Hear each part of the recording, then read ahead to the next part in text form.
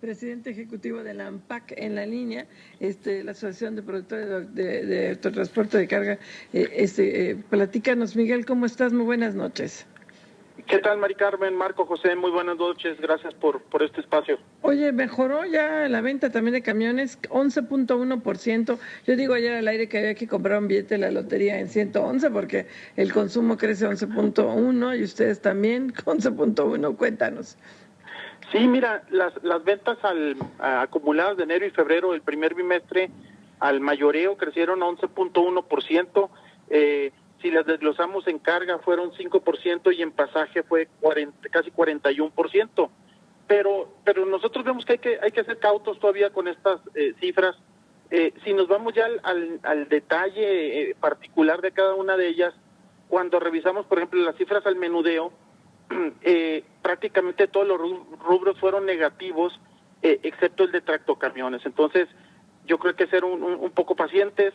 Nuestro pronóstico para todo el año, sí, más bien nuestra proyección de industria para todo el año, pensamos que podemos caer hasta un 16%, y estas cifras del primer bimestre, pues pueden ser atípicas a lo que esperábamos, y son atípicas precisamente, si recuerdan, los vehículos pesados se cotizan en dólares y el tipo de cambio se ha estado moviendo bastante, y esto te puede generar en cierta forma un efecto de precompra estos primeros 2 meses, y muy probablemente para marzo, abril, veamos que cambie la tendencia. Aunque son cifras positivas, hay que verlas con cautela, y sí son una combinación de circunstancias, de un efecto de precompra en la parte de vehículos de carga, y en la parte de vehículos de pasaje se comportan muy diferente a los de carga. Es decir, la adquisición de flota de autobuses foráneos es cíclica de cada 15 años, porque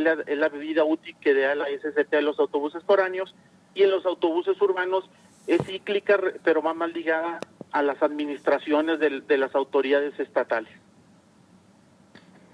Miguel Elizalde, ¿cómo estás? Te saluda Marco Antonio Mares, muy buenas noches. Buenas noches, Marco Antonio. Miguel, lo que acabas de mencionar creo que es bien importante, porque sí, la cifra es positiva, pero hay que tomarla con cautela. Vienen pues las cifras que ahora sí van a corresponder con lo que estamos viviendo.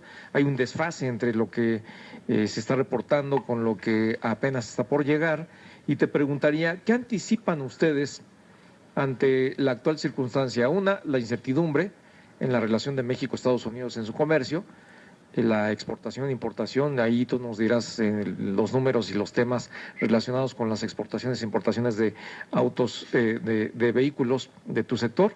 Y por el otro lado, el tipo de cambio, que lo que estamos viendo es que ha tenido una presión creciente, y que en algunos momentos seguramente lo reflejarán ustedes en sus ventas. Cuéntanos, ¿qué anticipan? Aunque yo sé que todavía no tienen las cifras. Sí, mira, en comercio exterior no tenemos una afectación directa. Obviamente sí existe incertidumbre, pero como no se han tomado ninguna medida con el Tratado de Libre Comercio, pues no hay una afectación directa todavía.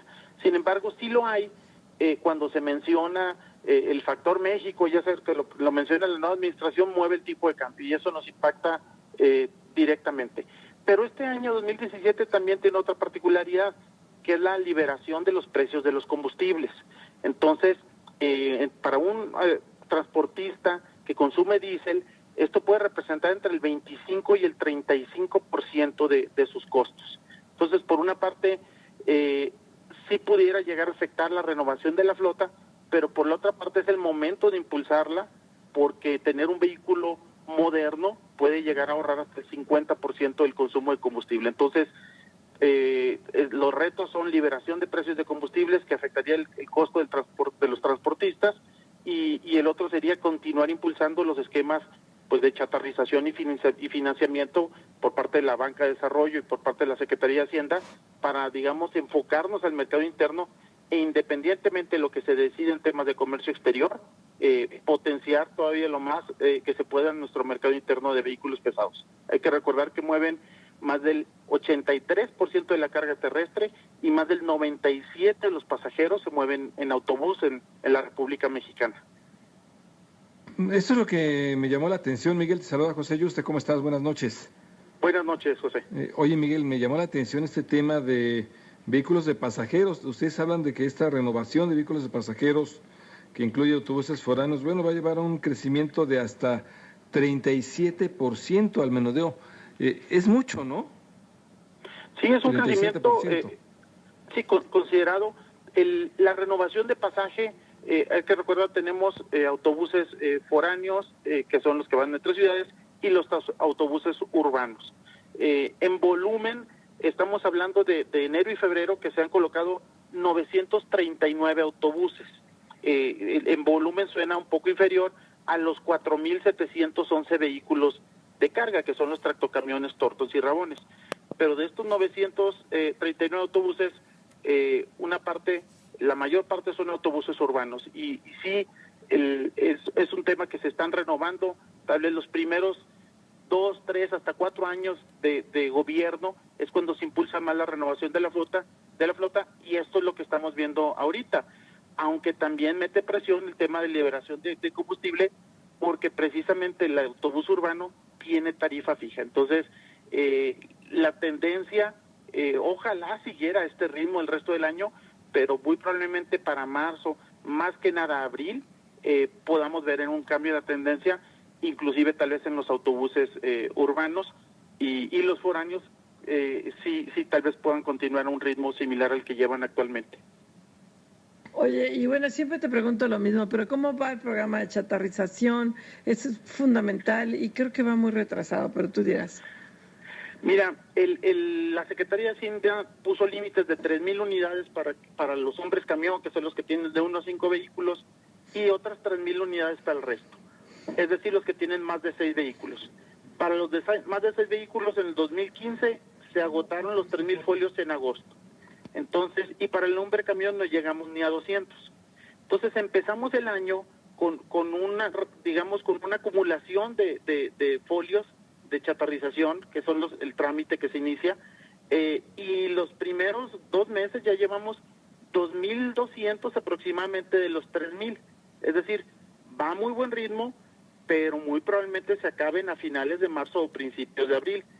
Ya lo solicitamos a las autoridades, a la Secretaría de Hacienda, pues la idea que se quite el tope, es decir, donde está funcionando el esquema, que se quite el tope de 3,000, y donde no funciona, que puede ser para el hombre camión, pues buscar qué es lo que hace falta, tal vez impulsar el financiamiento para el hombre camión para que pueda alcanzar a renovar para un vehículo nuevo o seminuevo. Entonces, creemos nosotros que funcione el esquema, hay que quitarle los topes y que se aproveche la renovación de la flota. Hay que recordar, reduce emisiones contaminantes, mejora la seguridad vial, mejora la competitividad del transportista. Ahora con el tema de liberación de precios de combustible, ahorran el consumo de combustible y pues esto mejora la cadena logística del transporte de carga en México y por supuesto la calidad de atención de los usuarios del transporte de pasajeros. Oye, y en cuanto a lo que, Miguel, en cuanto a lo que podemos esperar respecto de el gasto, el presupuesto que está ejerciendo el gobierno federal, me imagino que es un monto importante el que ustedes tienen previsto como ventas a gobierno. ¿Qué tanto están afectando estas circunstancias a las compras de gobierno en cuanto a ventas de camiones? Bueno, mira, la principal, en términos de carga, digamos que la mitad de los vehículos se emplacan con placas de carga federal, y estas son de los transportistas, es decir, no son, digamos, vehículos directamente a gobierno. Y sucede lo mismo en los camiones de reparto y distribución. Pudiera haber una participación de gobierno, pero la verdad es mínima, es más directamente las empresas de transporte que prestan el servicio. En pasaje, pudiera haber algunas autoridades que todavía sean dueños de las rutas y las concesiones, pero sí existe una tendencia inclusive de pasar de estas rutas o concesiones de hombre camión a empresas.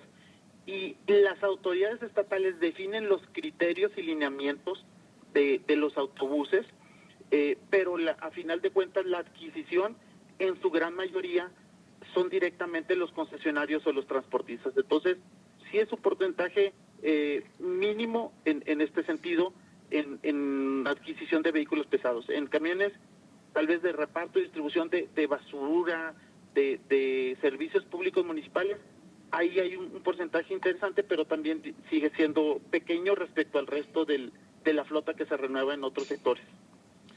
Pues muchas gracias, Miguel Elizalde Lizárraga, presidente ejecutivo de la ANPAC, de esta Asociación de Transporte. Muchas gracias, Miguel. Muchas gracias a ustedes por este espacio. Buenas noches. Gracias.